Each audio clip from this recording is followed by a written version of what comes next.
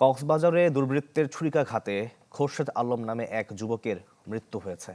তিনি কক্সবাজারের সম্মুখ সারির জুলাই যোদ্ধা ও ছাত্রদলের রাজনীতির সাথে জড়িত ছিলেন। স্বজনরা জানান, গতরাত 10টার দিকে সমুদ্র সৈকতের কবিতা পয়েন্টে যান খোরশেদ আলম। পরে অপরিচিত নম্বর থেকে ফোন দিয়ে জানানো হয় খোরশেদকে ছুরিকাঘাত করা হয়েছে।